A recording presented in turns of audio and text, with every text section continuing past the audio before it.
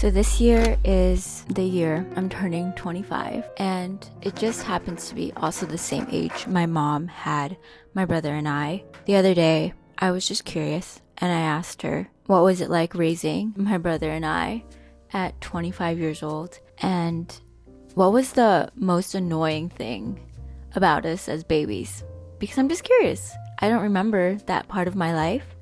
Unfortunately, what happens is as we get older, as we get farther and farther away from the ages of when we were little kids, I feel like I've been losing more and more of my memory on like little moments that I feel like I remembered, but now it's just not even something I think about often enough to where it's almost like it never happened.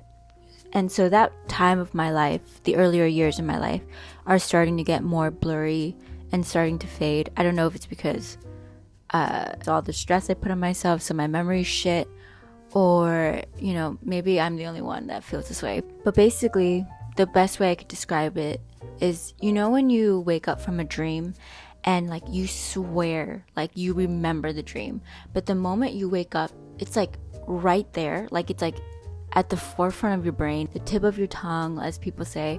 You can kind of like put it into words, but you can't. And it feels so close that I can almost grab it, but it just kind of like when I do, it just is gone. It disappears.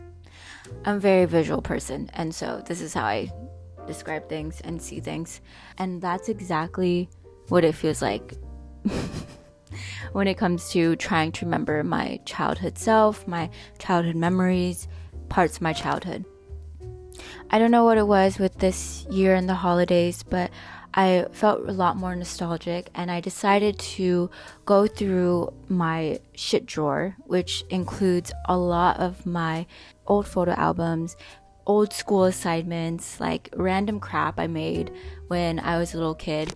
Decided to go through all of those things, and I found my projects, old photos. I don't know where this particular thing is, but I do remember writing a lot of stories and books. I actually like took construction paper, made it into the cover, drew out a picture for the cover, and wrote stories and books basically when I was little. I can't find them, but I know I did those things because I can literally see the yellow cover that I made about this like rose. I think it was like a spin-off of Beauty and the Beast. And so anyways, my mom answered my question, and she said that when my brother was really little, he used to poop a lot. Like his thing was his poops were so massive. And this reminded me that there's this picture, which I will not show for the sake of my brother, but I will paint a picture for you of what it looks like. There's a picture of my aunt holding out her hand underneath my brother's bare ass, and it's a pile of poop in her hand, and she just is smiling like the happiest aunt ever. Only babies can get away with that kind of shit, literally shit. And for me, she said that I was super annoying to dress. She said I would throw tantrums when she would put me in outfits that she thought were cute. And then I started thinking, I was like, oh shoot, I like completely forgot about this. I remember this. I used to like scream at my mom. It was really bad. I would scream at my mom every morning at school when she would try to put me in a dress or a skirt. And we had uniform at the time, and all I wanted to wear was the like kind of boy type of uniform, the pants, the polo button up, a zip up jacket. I just wanted to look like grunge and messy. And it's crazy because when I look back on the pictures and I see the outfits my mom managed to dress me in, somehow, some way she managed to get me out of the house in that outfit. I love those outfits. It's so cute. It's so like childlike and fun and like, cutesy, and I'm like so cute.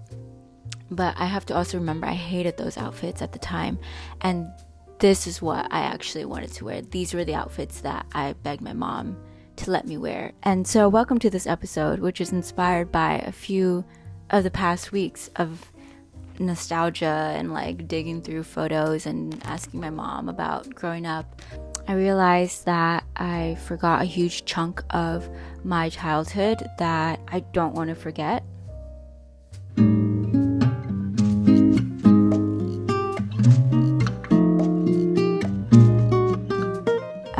I realized that I'm forgetting a version of myself that sometimes I feel like is cooler than me, smarter than me, more outspoken. I used to be a really loud, extroverted girl. I used to yap my ass off to the point where when my mom owned a restaurant, she used to get mad at me for talking to the employees so much because they wouldn't get their work done. I feel like a lot of that, even though I've changed a lot, grown out of it, sadly, it's still me. And it's probably the most me version of myself, because when we are kids, we have only been on this earth for a very short amount of time and have had less experiences, less influences. And because of that, we are closer to our like raw self, the self that came out of the womb. We aren't shaped by everyone else's opinions as much yet. We aren't shaped by our experiences and environment as much yet. And so before I went through those past few weeks of going through my photos and asking all these questions, if you had asked me what I remember of my childhood, I probably would have brought up more so my middle school self. That version of myself was a huge people pleaser, very insecure, even though on the outside I tried to come off as more secure and more like, I know what I'm doing, I'm cool, I'm that girl, like, even though I really wasn't. But inside, I was freaking out. I overthought everything. I was afraid to like go to the bathroom by myself because I didn't want to seem like alone or lonely ever. And so I always had to have somebody next to me whenever I did anything. I was so afraid of being embarrassed, of losing my friends, of saying something weird. And if somebody like made fun of me for saying something, I would never say it again. I would literally in my head tell myself, you can't say that shit again. Girl, you cannot say that. Like, that is not coming out of your mouth ever again. And yeah, over time, it's sad, but it is what it is, and that's what happens to most people. Over time, we shape ourselves and we become what everybody else wants. We become the version that everybody else wants to see us as, and we just conform to it till what people see us as is the reality. And if you can relate to this and you feel like we're in the same boat, it's not entirely bad. Honestly, we could be great actors. We can win some Oscars because we've all of our lives have been whoever another person wants. We've become actors. We've become other people than ourselves. We've also become so good at reading people, like reading just a flinch in their facial expression, the movement in their hands, just like the slightest change of tone in their voice. It's a survival tactic in order to feel like we belong, in order to stay within certain groups of friends. We have to be able to pick up on dislikes or anger or disgust so that we know how to act accordingly. And we also need to know how to pick up on when people like you more or are more fond of you and they react a certain way, and you're like, okay, I gotta keep doing more of this and being more like this because this is what this person wants from me. And this is the kind of person that this person will keep in their lives. So that's the part of me that I would bring up and I remember mostly. But the conversation with my mom, all these posters, all these fugly art little things I made, all of the photos I took, they just remind me that there is a version of me that knew what she wanted, not what everyone else wanted, and she thought that's what she wanted. I did a really good job of convincing myself what other people wanted of me or what people expected is what I wanted. So I blurred the lines between my opinions and my perspectives and other people's opinions and perspectives. And it reminded me of a time when I knew how to, and I wanted to, and I could create just out of love, just out of boredom. I just wanted to, and not for approval, not for money, not for attention, not for love, whatever it was. I learned to create just for myself because I loved it. All of this is to say, I feel like all of us can give a little bit more love and attention and care to that inner child. Go back into your old yearbooks, go back to your old school assignments, go through all that cringiness. This is actually who you are. That cringiness is a learned cringiness. It's a cringiness that people put on you, and now it has made you believe that your younger self is cringy, it's not cool enough, it's not good enough, but that actually is who you are. That is the most original and unique version of yourself that's going to ever exist. They deserve attention, they deserve to put whatever they're supposed to put out here. That is as close as you are going to get to what you are supposed to do here on this earth. If you're lost, if you're confused about what's going on, and you're like, why do I hate what I'm doing? Or there has to be more, or what am I bringing to the table? If that's like a thought you've ever had, a question you've ever asked yourself, then I think this is where you should start. Part of bringing out the inner child and remembering what they were like and accepting them for whoever they were and whatever weird, shitty, funny, cool things that they did, a huge part of that is also creating a similar environment that you grew up in. Not if you lived in a toxic environment, but I mean the environment where some kids get to experience in school or whatnot, where you have people who are way more forgiving of anything you do. You could be the most annoying kid ever. Most of the time, adults will treat a kid with way more acceptance and will tolerate more of that kind of behavior and weirdness and whatever, just because you're a kid. But as we grow up, if we were weird as fuck at work or did something stupid at work, we would lose our jobs, or people would judge us, and things would not be very good. And because of that, we, shape ourselves. But as kids, it's a completely different story. You can really fuck up as a kid and you're completely fine. And so recreating that kind of environment for yourself and being like, I can reward myself and be happy with shitty work and shittiness. Yeah, I don't know. I got a lot of praise for things that I made when I was younger, thankfully. But looking at those things now, I'm like, what? I mean, as a parent, it's almost like I can hear them laughing inside. But then that's it. They're like, oh my God, like, that's so good. What is that, a tree? Like, things like that. You are going to fully extend your true self out to the world only when you connect to your inner child.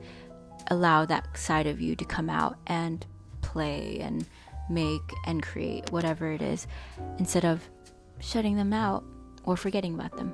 Anyways, I'm going to do my Hilo Buffalo for the outro. If you are new here, Hilo Buffalo is just a recap of the past weekish, the good thing, the bad thing, the weird thing that has happened. The high, I am actually super duper happy with my social media feed. For the last week of 2024, I made sure to refollow, start liking certain posts so that TikTok and Instagram's algorithm knows to put certain videos and content on my feed, and it's been bringing me so much inspiration. It's actually been super fun, and I don't feel as guilty going on social media. I talked a little bit about how I did this, the benefits of it, along with like other things you should start doing for 2025 in my last video. So if you guys want to check that out, it will be somewhere here on the screen. For my low, there's been a crap ton of storms. If you didn't know this was happening, and if you didn't know about all the fires that are happening in LA, I don't know where you've been. I've been really lucky, honestly. So this isn't that low of a low. It's just overwhelming. I did not expect this to all happen. Obviously, no one did, but it's been overwhelming because I have a lot of friends and family in the LA area, and I'm just watching these like 4 huge fires spread. My flights were delayed because of the storms. It's just like a bunch of weather things. So the weather being crazy and just like global warming is my low. But that's always going to be a low, I guess. For my buffalo, weirdly enough, I'm going to say everything about it. You guys, I don't hold back. I don't do shit for work, for my full-time job. I do the bare minimum, guys. I don't have time to put energy. I don't care to put energy and time into something I don't want to see grow, that I don't care to see grow. All that my job does for me is give me money, and I'm so grateful because I have a roof over my head, this closet and whatever, the space to do all the things that I need to do because of this full-time corporate job. But somehow at the end of the year we have these awards. I got an award and I was like, if I'm doing the bare, like if this is the bar, I'm like the bar is just touching. I don't understand how I got this award. It was so weird to me. I didn't expect it. I was just sitting in the meeting because I needed to be in the meeting anyways. I heard my name and then I was like, what does this say? What does this say about the company, about how little they know what's going on with the people, whether they're doing amazing things or not? Yeah, I don't know. But I'm grateful. I got a gift card out of it. Anyways, thanks for listening. Like, comment, subscribe, rate, follow, all those good things, and have the best week ever.